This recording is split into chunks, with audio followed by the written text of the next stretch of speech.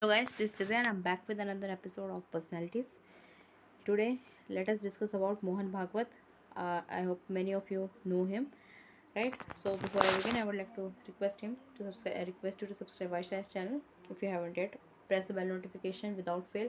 Also, do not um, do not skip the foundational videos which are very important for your UPSC preparation. If you have any doubt, you have to watch all the videos without skipping any of them, and join the test series. The discounts are available for a while, and then because so many people are getting benefited by it, there are many students who are giving positive feedback about it. So if you want to be the one in the list, definitely join the test series. Now let us begin. So Mohan Bhagwat, he is an Indian Hindu activist, right? Currently he is serving as the sixth and current Sar Sanchalak of RSS, that is Rashtriya Swayam Sevak Sangh in India. So this is known as is a premier, one of the organizations of Hindutva. So he was chosen as the successor to K.S. Sudarshan in March 2009. Now let us know about his early life. The previous one was his introduction.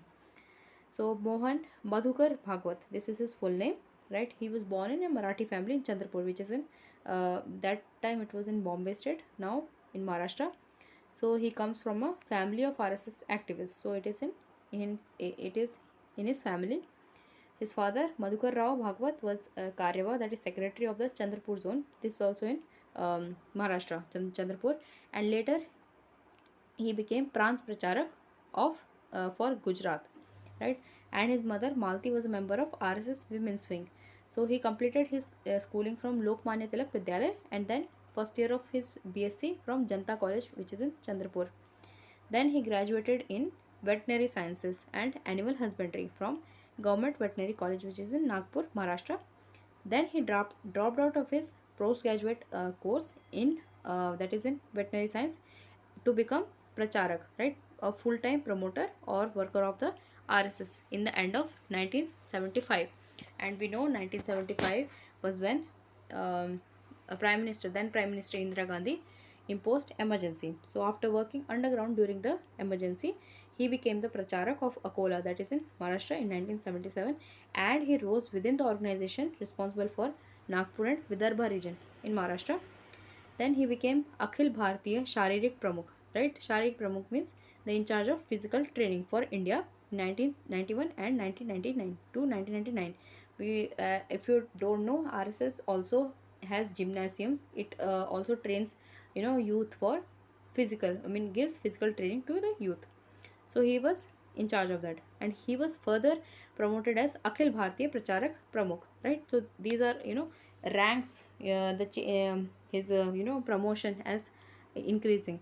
Right? So he was in charge of RSS volunteers which were working full time for India. Then in 2000, when Rajendra Singh and H.V. Sheshadri, they both of them decided to step down as the chief of RSS because of the poor health. Then he became then K.S. Sudarshan became the new chief, and Mohan Bhagwat became the Sarkaryavaha, right, or the general secretary, the second one to the chief. I mean, the next to the chief. So he was chosen as the Sarsang Chalak chief executive of RSS on 21st March 2009, and he is the youngest leader to head the RSS after KV Hedgewar and MS Golwakar. So in June 2015, due to high threat perception from the various Islamist terrorist organizations, Government of India ordered the CISF, right, Central Industrial Security Force, to provide him with round-the-clock protection, and he was given Z plus VVIP security cover. And Mohan Bhagwat is one of the most protected Indians today, right? And then in 2017, he became the first RSS chief to be to be officially invited to the Rashtrapati Bhavan by the President Pranab Mukherjee, then president. Okay. Then some of the awards and recognition. So in 2017, the state-run Animal and Fishery Sciences University awarded him with an honorary degree of science during his its convocation ceremony in Nagpur. Then some of his opinions, which are obviously his own opinions. So in November 2016, while addressing a Prerna Shivir on 80th anniversary of RSS Samiti, the women's wing of RSS, Mohan Bhagwat said that the Homo sapiens ate into the space of other species of genus Homo like Homo florensis and Neanderthals in the past, but even Homo sapiens could go extinct in the next 1,000 years.